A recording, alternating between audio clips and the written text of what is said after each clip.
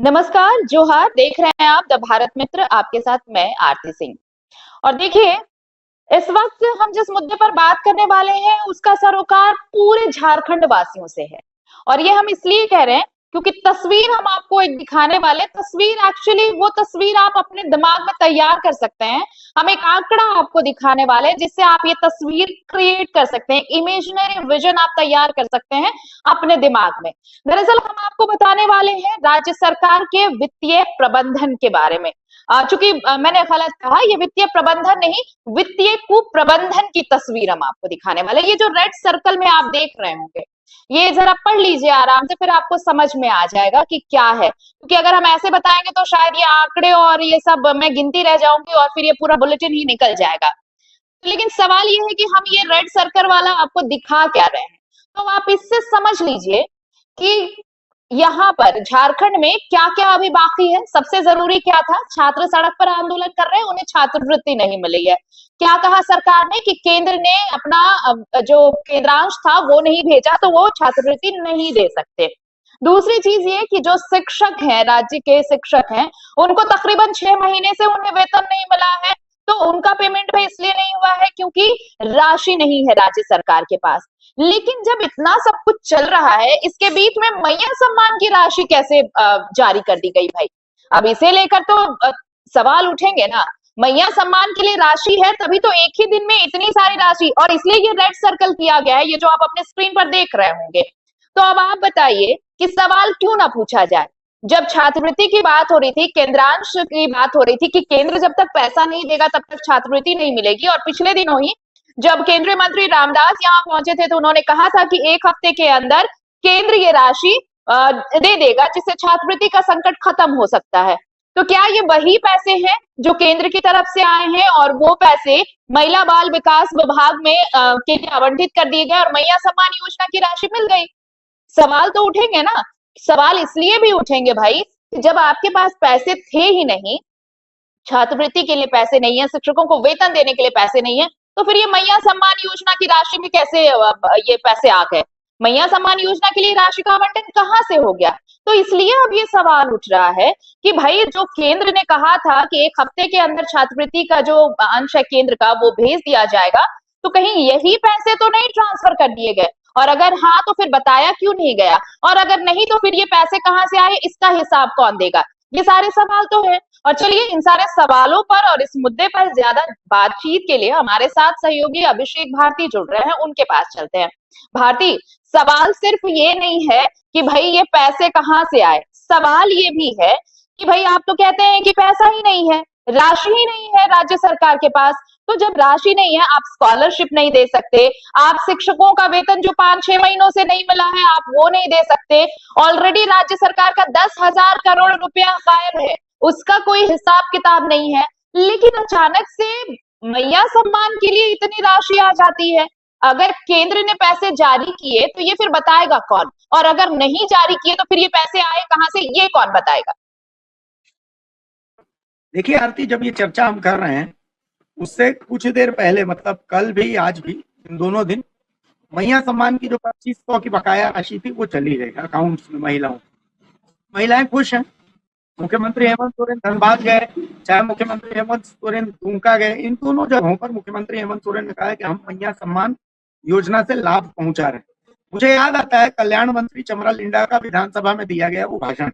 उन्होंने बताया था कि मैया सम्मान क्यों जरूरी। उन्होंने अपना उदाहरण दिया था कि मैं था और उनके बड़े भाई अजय अजय लिंडा या छोटे भाई जो भी आईपीएस है। उन्होंने बताया कि उनकी माँ जो है वो मजदूरी करती थी और उनके पास कॉलेज के लिए पैसे नहीं होते थे।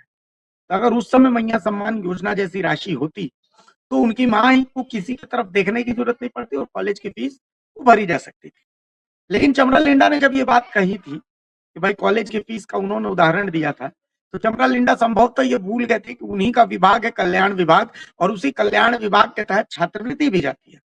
अब ये बात मैं इसलिए कह रहा हूँ क्योंकि जब आप इसमें फोकस देखिएगा तो आप देखिए ये 24 घंटा 30 घंटे पहले जारी राशि है। तो जो सर्कल किया गया 51 नंबर पर वो है schedule tribe, schedule caste, minority, backward class, welfare department, schedule tribe class welfare division, यानी कल्याण विभाग है। इसी कल्याण विभाग के तहत जो ये कल्याण छात्रवृत्ति है वो दी जाती है।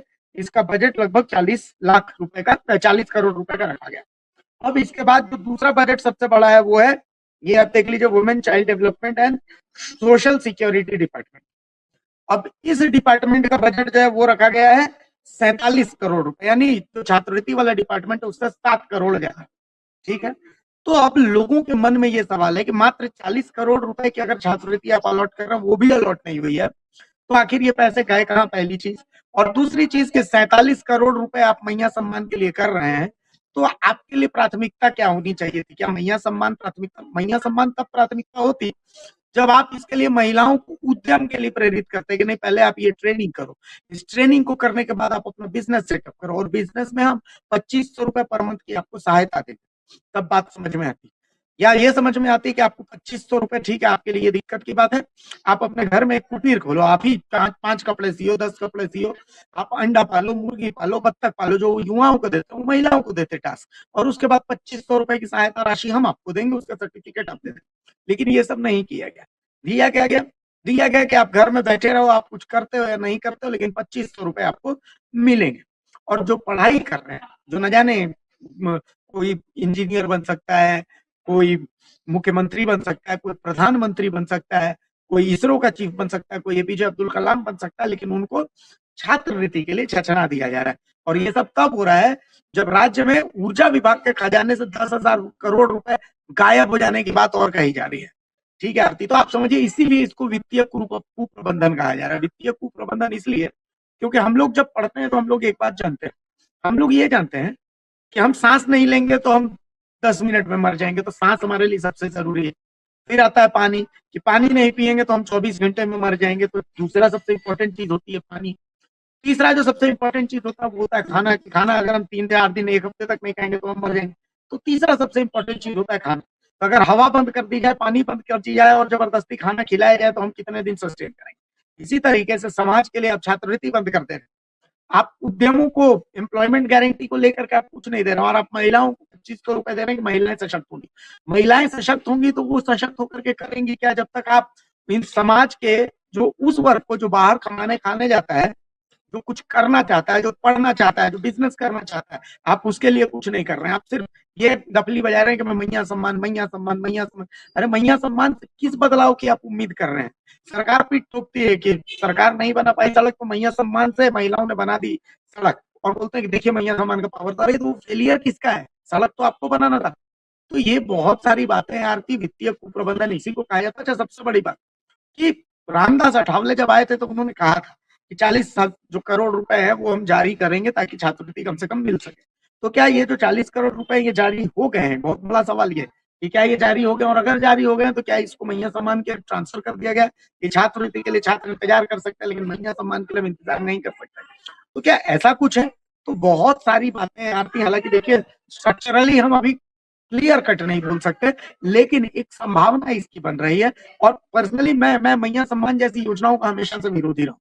आपको अगर देना है तो फ्री राशन, फ्री चावल, फ्री आटा, इन सब का मैं विरोधी रहा हूँ। आपको देना है तो आप उसके जगह पर आप रोजगार की व्यवस्था करें कि कोई काम करे, काम करने के बाद 4 पैसे कमाए, क्योंकि फ्री की व्यवस्था हमेशा देश को बर्बादी की तरफ लेकर के जाती है। आरती, लेकिन इस बीच भारती, एक सवाल ये भी है कि चलिए ठीक है, हमें कोई एतराज भी नहीं है अगर मैया सम्मान की राशि भी जारी की गई है, लेकिन जिन चीजों को लेकर पहले से आवाज उठाती जाती रही है, और अभी देखिए छात्रवृत्ति को लेकर तो हंगामा इतना हुआ कि सड़क से लेकर सदन तक और राष्ट्रीय स्तर के नेताओं तक को इसमें जवाब देना पड़ा। बीजेपी के राष्ट्रीय स्तर तक के नेता इस मामले पर जवाब देते नजर आए। तो अगर ये राशि जारी की गई है तो सरकार को इन चीजों का हिसाब तो देना पड़ेगा। आप सबसे पहले तो ये 10,000 करोड़ रुपए कहाँ गए, आप इसके बारे में भी बता नहीं रहे हैं, और इसीलिए तो विपक्ष बार बार कह रहा है कि भाई चलिए राशि आपने कहाँ से लाई, किसको दी, किस योजना में दी, ये सेकेंडरी चीज है। लेकिन प्राइमरी चीज तो ये है कि जिन चीजों को लेकर आप बीजेपी पर, केंद्र सरकार पर निशाना साधते रहे हैं, उन चीजों का क्लियर कट हिसाब दे दीजिए कि पैसे आपके पास आए कहां से, और अगर आपने विभाग में ट्रांसफर की तो अगर बच्चे जो रोजगार के लिए, पढ़ाई के लिए अगर साल भर से वेट कर सकते हैं, इंतजार कर सकते हैं, तो क्या मैया सम्मान के लिए महिला विकास विभाग वेट नहीं कर सकता, इंतजार नहीं कर सकता? प्रायोरिटी तय करनी भी तो सरकार की जिम्मेदारी है। तो सरकार अगर ये प्रबंधन ठीक से नहीं करती है तो फिर ये कौन तय करेगा कि भाई भूख किसे पहले लगी है, किसे पहले खाना दिया जाना चाहिए और फिर बाद में सड़कें बनेंगी, पानी आएगा और किसी की जेब में पैसे जाएंगे, ये तय तो सरकार ही करेगी। देखिए, सरकार के प्रायोरिटी तय करने का फॉर्मूला अलग होता है और हमारे आपके प्रायोरिटी तय करने का फॉर्मूला अलग होता है। सरकार ने, आप देखेंगी, सरकार के पास 1 मिनट के लिए हम मान लेते हैं कि उनका खजाना खाली था, तो सरकार ने पहली प्रायोरिटी छात्रवृत्ति में भी किसको दी? सबसे पहली प्रायोरिटी दी शेड्यूल्ड ट्राइब्स को, क्योंकि शेड्यूल्ड ट्राइब्स उनके वोट बैंक है। बहुत जगहों पर शेड्यूल्ड ट्राइब में अटके, ऐसी बात नहीं है, लेकिन पहली प्रायोरिटी शेड्यूल्ड ट्राइब्स को मिली क्योंकि वो उनका वोट बैंक है। उसके बाद दूसरी प्रायोरिटी अगर वो चाहते तो वो देते ओबीसी को, क्योंकि ओबीसी जो है वो बीजेपी का वोट बैंक है, तो इसीलिए कोशिश ये की गई कि बीजेपी को, ओबीसी को भी डिप्राइव रखा जाए इस छात्रवृत्ति से। बताया जाए कि हमारा खजाना खाली है, केंद्र हमारे पैसे नहीं दे रहा है, ठीक है, क्योंकि युवाओं में सबसे बड़ी जनसंख्या अगर किसी की है तो वो ओबीसी कास्ट की है, ठीक है। तो इससे ये होगा कि एक बीजेपी के प्रति नाराजगी भी जो है वो जमा होगी और साथ ही साथ राजकीय सरकार की जो राजनीति वो भी चलती रहेगी। एससी की बहुत बड़ी भूमिका इसलिए नहीं क्योंकि एससी कुछ सीटों पर वोटिंग फैक्टर्स है, उन फैक्टर्स में सरकार में जो पार्टियां हैं उन पार्टियों को बहुत फर्क नहीं पड़ता। जैसा आरजेडी को पड़ता है, तो आरजेडी का बहुत बड़ा वोट बैंक वहां पर है नहीं, तो ऐसा आरजेडी डिसीजन मेकर हो नहीं सकती। मेन डिसीजन मेकर जो होते हैं वो जेएमएम है, तो जेएमएम को उसी से फर्क पड़ता है जो उसका वोट बैंक है। किसी को भी, बीजेपी को उसी से फर्क पड़ता है जो उसका वोट बैंक है, कांग्रेस को उसी से फर्क पड़ता है जो उसका वोट बैंक है। तो ऐसी स्थिति में सब अपने चुन चुन के व्यवस्थाएं रखती है। इससे फर्क नहीं पड़ता है कि भूख पहले किसको लगी, इससे फर्क पड़ता है कि किसको खिलाने के बाद वो हमारे गुण गाएगा, फर्क इससे पड़ता है सरकार को। और आप देख लीजिए ना, इतनी तरीके के प्रदर्शन हो गए, अब तो मतलब स्थिति ऐसी है कि आप समझिए कि छात्रवृत्ति के लिए बीजेपी भी सरकार पर उतरी, आजसू सड़क पर उतरे, आजसू सड़क पर उतरा, इसके अलावा जेएमएम सड़क पर उतर रहा है। तो भाई कौन किससे छात्रवृत्ति मांग रहा है, छात्रों को तो यही समझ में नहीं आ रहा है। तो कुल मिलाकर के यही सब राजनीति कहलाती आती, लेकिन मैटर यही है कि एटलीस्ट सरकार के पास वो व्यवस्था होनी चाहिए कि कम से कम इन छात्रों के साथ नाइंसाफी नहीं। और मैं आपको फिर यही बात बता रहा हूँ कि देखिए, छात्रों का मुद्दा ऐसे भी बहुत बड़ा मुद्दा है। बिहार में नीतीश सरकार से छात्र नाराज थे, तो उससे क्या हो गया, क्या सरकार बदल गई? दिल्ली में एसएससी को लेकर के इतना बवाल हुआ, तो उससे क्या हुआ, दिल्ली में मोदी सरकार बदल गई? या फिर झारखंड में जेएसएससी को लेकर के छात्रों में नाराजगी थी, तो उससे क्या हो गया, झारखंड में सरकार बदल गई? तो कुल मिलाकर के छात्र आंदोलन इमरजेंसी के बाद फिर कोई बहुत बड़ा बदलाव लेकर आ नहीं पाया है। तो ऐसी स्थिति में सरकार को पता है कि छात्रों को बहुत आसानी से आपस में बांटा जा सकता है, लेकिन महिलाओं को इंप्रेस रखना बहुत जरूरी है सरकार में बने रहने के लिए। तो बस ये फॉर्मूला निकाला गया है। और रहा 10,000 करोड़ के गायब होने का मामला और विपक्ष के सवाल उठाने का मामला, तो अगर विपक्ष ढंग का होता तो फिर तो कोई दिक्कत नहीं था। विपक्ष की स्थिति तो ऐसी है कि बाबूलाल मरांडी जो मुद्दा उठाते हैं वो चंपाई सोरेन नहीं उठाते, चंपाई सोरेन जो मुद्दा उठाते हैं वो रघुवर दास नहीं उठाते, रघुवर दास जो मुद्दा उठाते हैं वो अर्जुन मुंडा नहीं उठाते। तो मुंडे मुंडे मतिर भिन्ना, जहां खुद में पार्टी में इतना है तो वहां पर आपको बहुत व्यापक रिजल्ट निकलने की संभावना न के बराबर नजर आती।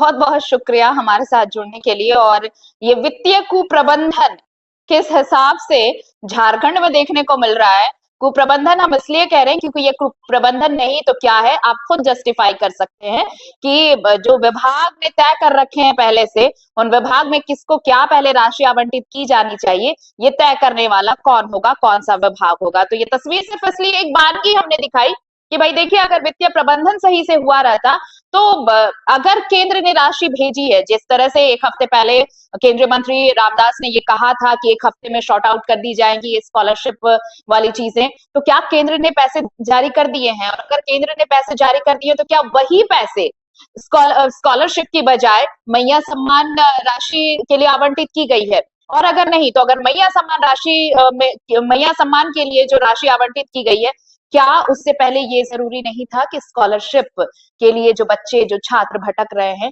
पहले उनकी मांगे मानी जाती? अगर आप भी हमारे सवाल से इत्तेफाक रखते हैं तो हम अपनी राय हमारे कमेंट सेक्शन में जरूर भेजिए और लाइक कीजिए, शेयर कीजिए। देखते रहिए द भारत मित्र। नमस्कार, जोहार। द भारत मित्र, बुलंद भारत की बुलंद आवाज।